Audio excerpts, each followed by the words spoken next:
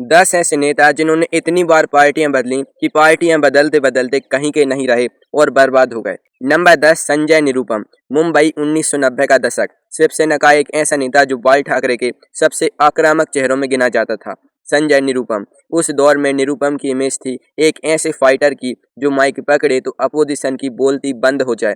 शिवसेना की विचारधारा उनकी रगों में थी, या कम से कम ऐसा दिखता था। राज्यसभा सांसद बने। मुंबई की सड़कों पर उनकी साख थी। जिस पार्टी के लिए ये सब किया, उसी पार्टी का नाम लेकर उन्होंने हजारों रैलियां की। लेकिन 2005 में मुंबई की राजनीति ने एक ऐसा यू टर्न देखा जिसे लोग आज भी याद करते हैं। संजय निरुपम ने शिवसेना छोड़ दी और सीधे कांग्रेस का हाथ थाम लिया। एक नेता जिसने अपना करियर हिंदुत्व की राजनीति करते हुए बनाया, वो अचानक कांग्रेस के मंच पर लोगों लोगों ने कहा, भाई ये कैसी पलटी। लेकिन निरुपम को शायद पता था कि पॉलिटिक्स में आइडियोलॉजी से ज़्यादा जरूरी होती है अपॉर्चुनिटी। कांग्रेस ने उन्हें मुंबई उत्तर पश्चिम की सीट दी। 2009 में जीते। कांग्रेस में एक नई पहचान बनाने लगे। मुंबई कांग्रेस के अध्यक्ष बने। ऐसा लगने लगा जैसे ये स्विच काम कर गया। लेकिन यहीं आती है असली कहानी। 2014 में मोदी लहर में हार गए। 2019 से पहले जब कांग्रेस ने टिकट देने में आनाकानी की तो निरुपम ने खुद अपनी ही पार्टी पर हमला बोल दिया। सोशल मीडिया पर कांग्रेस लीडरशिप की ऐसी आलोचना की कि पार्टी ने उन्हें सस्पेंड कर दिया। ये एक बंदा जो शिवसेना में नहीं टिका, कांग्रेस में भी नहीं टिका, और जो बात सबसे दिलचस्प है, जिस मुंबई ने कभी उनकी रैलियों में भीड़ लगाई थी, आज उस मुंबई को उनका नाम भी याद नहीं। पॉलिटिकल करियर खत्म, रेलिवेंस शून्य। लेकिन नंबर 9 पर जो नेता है, उनकी कहानी और भी नाटकीय है, क्योंकि उन्होंने वो ऐतिहासिक दिन अपनी आंखों से देखा जैसे पूरा देश कभी नहीं भूलेगा, और उसके बाद उन अपनी ही पार्टी ने उन्हें बाहर का रास्ता दिखा दिया। नंबर 9, कल्याण सिंह। 6 दिसंबर 1992। अयोध्या में लाखों की भीड़ थी और उत्तर प्रदेश के मुख्यमंत्री कल्याण सिंह उस दिन उस हलफनामे को भूल चुके थे जो उन्होंने सुप्रीम कोर्ट को दिया था, जिसमें वादा था कि ढांचे की सुरक्षा होगी। उस दिन बाबरी मस्जिद गिर गई। कल्याण सिंह ने इस्तीफा दिया, लेकिन उन्होंने कहा कि उन्हें कोई अफसोस नहीं। बीजेपी के भीतर वो हीरो थे। ओवैसी नेता थे जिन्होंने यूपी में बीजेपी की जमीन तैयार की थी। एक ऐसा चेहरा जिसके दम पर बीजेपी ने यूपी में पांव जमाए। 1991 में यूपी में बीजेपी की सरकार बनी तो उसका श्रेय बड़े हिस्से में कल्याण सिंह को जाता था। लेकिन 1999 आते आते बीजेपी और कल्याण सिंह के बीच दरार पड़ गई। वजह सीटों का बंटवारा, अहंकार का टकराव और एक ऐसी फीलिंग जो हर बड़े नेता को होती है जब पार्टी में उनसे ज्यादा दूसरों की सुनी जाने लगी। कल्याण सिंह ने बीजेपी छोड़ी और अपनी पार्टी बनाई, राष्ट्रीय क्रांति पार्टी। फिर अलायंसेस बदले, कभी इधर कभी उधर। यूपी की पॉलिटिक्स में वो एक बड़े नेता से रिड्यूस्ड होते गए, एक ऐसे नेता में जो हर इलेक्शन साइकिल में नई गणित बिठाने की कोशिश करता है। और यहाँ आता है वो ट्विस्ट जो बहुत कम लोग नोटिस करते हैं। जिस बीजेपी ने कल्याण सिंह को बाहर किया था, उसी बीजेपी की मोदी सरकार ने 2014 में उन्हें राजस्थान का गवर्नर बना दिया। गवर्नर एक कॉन्स्टिट्यूशनल पोस्ट जहां पॉलिटिक्स की कोई गुंजाइश नहीं होती। एक नेता जो यूपी का सीएम रह चुका था, जिसकी रैलियों में लाखों लोग आते थे और एक ऐतिहासिक दिन का हिस्सा था, उसका राजनीतिक अंत एक सेरेमोनियल पोस्ट पर हुआ। 2021 में कल्याण सिंह का निधन हो गया। उनकी पार्टी इतिहास में कहीं दफन है। उनकी विरासत सिर्फ उस एक दिन तक सिमट गई। लेकिन रुको, नंबर 8 पर जो नेता है, उनकी कहानी और भी नाटकीय है। एक पूरे सूबे के सीएम थे, उन पूरी ताकत थी हाथ में, और फिर उनके ही पार्टी के एक कॉमेडियन ने उनकी कुर्सी छीन ली। Number 8, captain Amarinder Singh. पंजाब के कैप्टन। जब कैप्टन अमरिंदर सिंह का नाम लेते थे, पंजाब में लोग सम्मान से सिर झुकाते थे। फौजी बैकग्राउंड, पटियाला का शाही घराना और कांग्रेस का सबसे भरोसेमंद पंजाबी चेहरा। 2017 में पंजाब इलेक्शंस आए। अकाली दल और बीजेपी 10 साल से सत्ता में थे। लोग बदलाव चाहते थे। कांग्रेस ने कैप्टन को सीएम कैंडिडेट बनाया और अमरिंदर सिंह ने ऐसी लहर चलाई कि पंजाब में कांग्रेस को 77 सीटें मिली। 77 सीटें, पूर्ण बहुमत। कैप्टन सीएम बने। पंजाब की बागडोर उनके हाथ में थी। लेकिन अंदर खाने एक और लड़ाई शुरू हो चुकी थी। नाम था नवजोत सिंह सिद्धू। सिद्धू को कांग्रेस हाई कमांड ने पंजाब कांग्रेस का प्रेसिडेंट बना दिया, और कैप्टन और सिद्धू के बीच जो रस्साकशी शुरू हुई वो किसी डेली सोप से कम नहीं थी। सिद्धू ट्वीट्स करते, कैप्टन को घेरते, प्रेस कॉन्फ्रेंस करते। कैप्टन कहते, ये आदमी है मेरी पार्टी में या मेरे खिलाफ, और कांग्रेस हाई कमांड ने कैप्टन की बजाय सिद्धू का साथ दिया। सितंबर 2021, कैप्टन अमरिंदर सिंह ने सीएम पद से इस्तीफा दे दिया। उन्होंने पब्लिकली कहा, मेरी बेइज्जती की गई। और यहाँ ट्विस्ट आती है, कैप्टन जो कांग्रेस में सबसे लॉयल फेसेस में गिने जाते थे, उन्होंने कांग्रेस छोड़ी, पंजाब लोक कांग्रेस नाम की नई पार्टी बनाई और फिर बीजेपी से हाथ मिला लिया। वही बीजेपी जिसके खिलाफ वो पंजाब में पूरी जिंदगी लड़ते रहे। 2022 के पंजाब इलेक्शंस कैप्टन की पंजाब लोक कांग्रेस लड़ी, बीजेपी अलायंस था, नतीजा 0 सीटें, शून्य। कैप्टन खुद नहीं लड़े, उनकी पूरी पार्टी का सफाया हो गया। जिस पंजाब ने 2017 में उन्हें 77 सीटों की ताकत दी थी, उसी पंजाब ने 2022 में उनकी पार्टी को एक सीट भी नहीं दी। एक आदमी जिसने पूरा सूबा जिताया था, आज पॉलिटिकली इरिलीवेंट है। पंजाब ने कैप्टन को भुला दिया। लेकिन नंबर 7 पर जो नेता है, उनकी बात सुनोगे तो पता चलेगा कि 84 साल की उम्र में पार्टी बदलना कितना महंगा पड़ सकता है। और साथ ही एक और किस्सा है जो यूएन की असेंबली में हुआ, जिसे सुनकर आज भी हंसी आती है। Number 7, SM. कृष्णा, बेंगलोर, 1999 से 2004। एस.एम. कृष्णा कर्नाटक के मुख्यमंत्री थे और उनके कार्यकाल में बेंगलोर ने एक ऐसी करवट ली जिसे आज दुनिया इंडिया का सिलिकॉन वैली कहती थी। आईटी कंपनीज आई, इन्फोसिस, विप्रो जैसे बड़े नाम हुए। एक शहर ग्लोबल मैप पर चढ़ा। कांग्रेस का एक पॉलिश्ड, एजुकेटेड स्टेट्समैन जैसा चेहरा। महाराष्ट्र के गवर्नर रहे। यूपीए 2 में मनमोहन सिंह की कैबिनेट में एक्सटर्नल अफेयर्स मिनिस्टर बने। हैदराबाद हाउस में दुनिया भर के नेताओं से डिप्लोमेटिक बातचीत की। लेकिन 2017 में राजनीतिक दिल्ली में एक खबर ने सब कुछ चौंका दिया। एस.एम. कृष्णा ने कांग्रेस छोड़ी और बीजेपी ज्वाइन कर ली। उनकी उम्र उस वक्त थी 84 साल। 84 साल। बीजेपी ने जोरदार स्वागत किया, प्रेस कॉन्फ्रेंस हुई, फोटोज खींची। बीजेपी ने कहा, हमारे साथ एक महान नेता जुड़े हैं। और उन्हें मिला क्या? कोई पोस्ट नहीं, कोई रोल नहीं, कोई रेस्पॉन्सिबिलिटी नहीं, बस एक अच्छी सी प्रेस कॉन्फ्रेंस, जिसके बाद वो पॉलिटिकली इनविजिबल हो गए। अब यहाँ वो ट्विस्ट है जो बहुत कम लोग जानते हैं। 2010 के यूनाइटेड नेशंस जनरल असेंबली में SM. Krishna external affairs minister के तौर पर बोलने गए और उन्होंने गलती से पुर्तगाल के मिनिस्टर की स्पीच उठा ली और पढ़ने लगे। कुछ देर बाद गलती का एहसास हुआ। वो मूवमेंट वायरल हो गया था। दुनिया भर के चैनल्स ने दिखाया। लेकिन उस शर्मिंदगी से भी बड़ी बात यह थी कि 84 साल में एक ऐसी पार्टी ज्वाइन करना जिसकी विचारधारा से पूरी जिंदगी उनकी दूरी रही और फिर कुछ भी हासिल ना होना। कांग्रेस ने उन्हें कर्नाटक का सीएम बनाया था, एक्सटर्नल अफेयर्स मिनिस्टर बनाया था। बीजेपी ने उन्हें एक फोटो अपॉर्चुनिटी बनाया। 2024 के अंत में एस.एम. कृष्णा का निधन हो गया, 92 साल की उम्र में। बेंगलुरु को आईटी हब बनाने वाले नेता की लेगेसी का आखिरी चैप्टर कुछ ऐसा था जिसे खुद उन्होंने शायद नहीं सोचा होगा। लेकिन नंबर 6 पर जो नेता है, उन्होंने तो और भी बड़ा दांव खेला।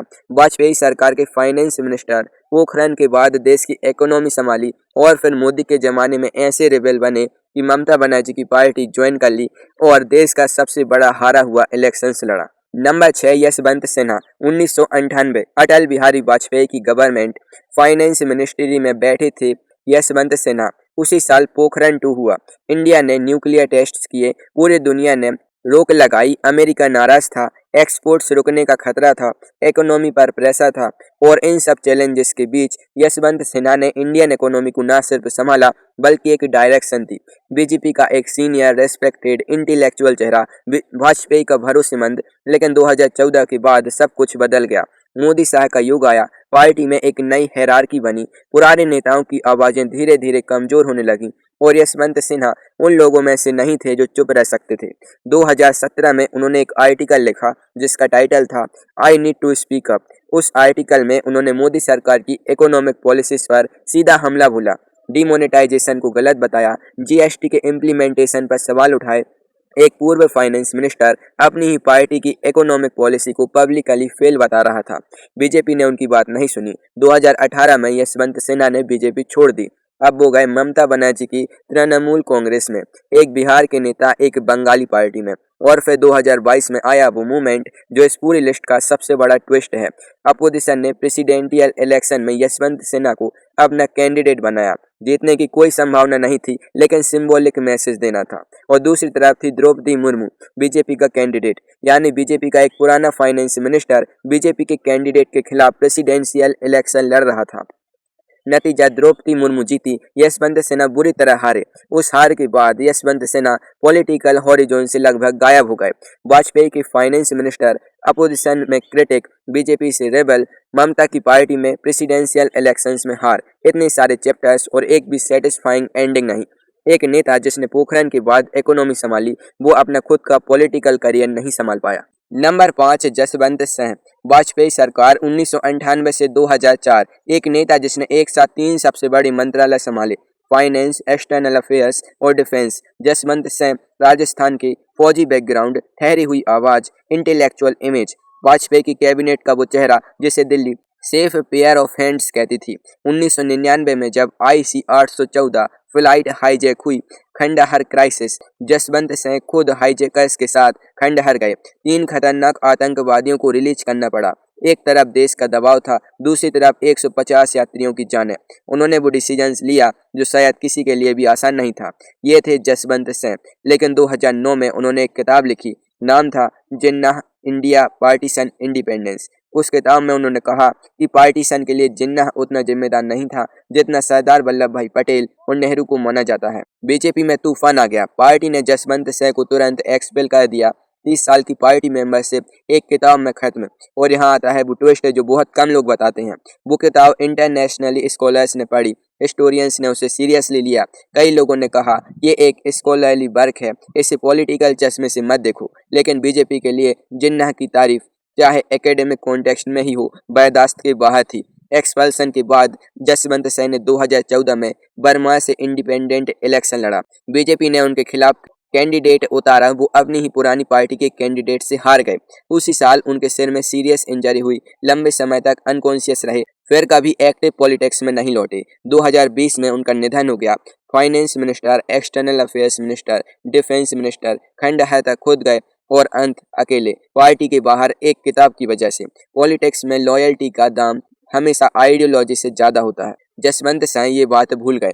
लेकिन नंबर 4 पर जो नेता है, उन्होंने तो 50 साल कांग्रेस को दिए और जब छोड़ी तो इतनी धमाकेदार एग्जिट कि पूरा देश देखता रह गया। लेकिन उसके बाद जो हुआ वो किसी ने नहीं सोचा था। नंबर 4 गुलाम नबी आजाद। 50 साल एक पार्टी को दो और वो पार्टी तुम्हें क्या देती है। गुलाम नबी आजाद का जवाब अपमान। 1973 में वो कांग्रेस यूथ विंग से जुड़े थे। जम्मू एंड कश्मीर के CM बने, राज्यसभा में अपोजिशन लीडर बने, वो पोजीशन जो कैबिनेट रैंक मानी जाती है। UPA सरकार में हेल्थ मिनिस्टर रहे। दशकों तक गांधी परिवार के सबसे भरोसेमंद चेहरों में गिने गए। जब 2021 में राज्यसभा में उनका आखिरी दिन था तो प्रधानमंत्री नरेंद्र मोदी ने उनकी तारीफ में ऐसा भाषण दिया कि पूरा सदन, अपोजिशन और रूलिंग पार्टी दोनों भावुक हो गए। मोदी की आंखें नम थीं, आजाद साहब की भी। उस दिन जो वीडियो वायरल हुई उसे करोड़ों लोगों ने देखा। लेकिन असली कहानी उसके बाद शुरू हुई। 2020 में आजाद उन नेताओं में शामिल थे जिन्होंने कांग्रेस को एक लेटर लिखा जिसमें पार्टी में रिफॉर्म्स मांगे गए। उस ग्रुप को कहा गया G23। गांधी परिवार ने इसे बगावत माना। अगस्त 2022 में गुलाम नबी आजाद ने कांग्रेस छोड़ी और जो लेटर उन्होंने सोनिया गांधी को लिखा वो सिर्फ रिजाइनेशन नहीं था। उस लेटर में उन्होंने राहुल गांधी पर सीधा हमला बोला। लिखा कि पार्टी को रिमोट कंट्रोल से चलाया जा रहा है। लिखा कि एक्सपीरियंस्ड नेता को इग्नोर किया गया। 50 साल की तकलीफ एक लेटर में बाहर आ गई। और यहाँ आता है ट्विस्ट। उन्होंने अपनी पार्टी बनाई डेमोक्रेटिक आज़ाद पार्टी। जम्मू और कश्मीर जहाँ उनका पूरा पॉलिटिकल बेस था, वहाँ 2024 के असेंबली इलेक्शंस हुए। उनकी पार्टी ने कितनी सीटें जीती? 0। खुद गुलाम नबी आज़ाद भी नहीं जीते। 50 साल कांग्रेस को दिए, गांधी परिवार से बगावत की, नई पार्टी बनाई और जम्मू और कश्मीर ने उन्हें एक सीट भी नहीं दी। वो नेता जिनकी तारीफ में मोदी जी रोए थे, आज पॉलिटिकली इतने इरेलीवेंट हैं कि मेन स्ट्रीम मीडिया उनका नाम तक नहीं लेती। लेकिन नंबर 3 पर जो नेता है, उनकी कहानी में पॉलिटिक्स के साथ साथ एक ऐसा पर्सनल स्कैंडल है जिसने उनकी पूरी लेगेसी को हिला दिया। एक DNA टेस्ट, एक राजभवन और एक ऐसा राज जो दशकों तक छुपा रहा। Number 3 ND Tiwari. उत्तर प्रदेश के 3 बार मुख्यमंत्री, 3 बार। नारायण दत्त तिवारी कांग्रेस का वो नेता जिसे यूपी की जनता ने बार बार CM की कुर्सी पर बिठाया। फिर उत्तराखंड बना तो वहां के भी पहले इलेक्टेड CM बने। उनके कार्यकाल में यूपी में कई बड़े इंडस्ट्रियलाइजेशन प्रोजेक्ट्स आए। एक एडमिनिस्ट्रेटर के तौर पर उनकी रेप्यूटेशन थी। दशकों तक कांग्रेस के यूपी में सबसे बड़े चेहरे। 2007 में उन्हें आंध्र प्रदेश का गवर्नर बनाया गया और यहाँ से वो चैप्टर शुरू होता है जिसे पॉलिटिकल हिस्ट्री की सबसे शर्मनाक कहानियों में गिना जाता है। 2009 में एक वीडियो सामने आई राजभवन में। उस वीडियो में ND तिवारी थे, एक ऐसी सिचुएशन में जो किसी भी कॉन्स्टिट्यूशनल पोस्ट पर बैठे शख्स के लिए कम्प्लीटली अनएक्सेप्टेबल थी। देश हिल गया। तिवारी को गवर्नर पद से इस्तीफा देना पड़ा। लेकिन स्कैंडल यहाँ खत्म नहीं हुआ। एक शख्स था रोहित शेखर। वो सालों से क्लेम कर रहा था कि वो एनडी तिवारी का बायोलॉजिकल बेटा है। 2012 में दिल्ली हाई कोर्ट के आदेश पर डीएनए टेस्ट हुआ। रिजल्ट, रोहित शेखर सच में एनडी तिवारी के बेटे थे। एक सीएम, एक गवर्नर जिसने दशकों तक एक बच्चे को अपना बेटा मानने से इनकार किया।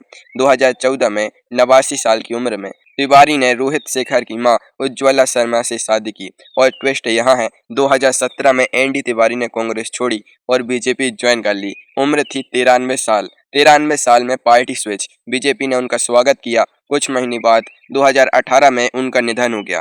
3 बार यूपी के सीएम, उत्तराखंड के पहले सीएम और अंत में एक स्कैंडल, एक डीएनए टेस्ट और 93 साल में पार्टी बदलने वाले नेता के रूप में याद किए जाते हैं। 2019 में रोहित शेखर, उनके अपने बेटे की मर्डर हो गई। उनकी पत्नी को दोषी पाया गया। एक जिंदगी जिसमें इतने ट्विस्ट थे कि कोई स्क्रिप्ट राइटर भी नहीं लिख सकता था। लेकिन नंबर 2 पर जो नेता है वो गुजरात के थे। बीजेपी के फाउंडिंग मेंबर्स में गिने जाते थे। और एक वक्त था जब नरेंद्र मोदी और अमित शाह भी उनसे सीखते थे। फिर क्या हुआ कि वो उसी पार्टी के सबसे बड़े दुश्मन बन गए। नंबर 2, शंकर सिंह वाघेला। गुजरात, 1980 का दशक। बीजेपी अभी नई नई थी और उस नई पार्टी को गुजरात में जमीन देने वालों में एक नाम सबसे आगे था, शंकर सिंह वाघेला। वाघेला वो नेता थे जिनकी गुजरात में जड़ें थीं। जनसंघ से निकले, आरएसएस बैकग्राउंड था, एल के आडवाणी के करीबी। गुजरात में बीजेपी को खड़ा करने में उनका बड़ा हाथ था। 1990 के दशक में गुजरात बीजेपी का सबसे बड़ा ओबीसी चेहरा। लेकिन 1995 में बीजेपी गुजरात में जीती और सीएम बनी केशुभाई पटेल। वाघेला को लगा ये मेरा हक था। 1996 में वाघेला ने बगावत की। बीजेपी के 46 एमएलए को तोड़कर अलग हो गए।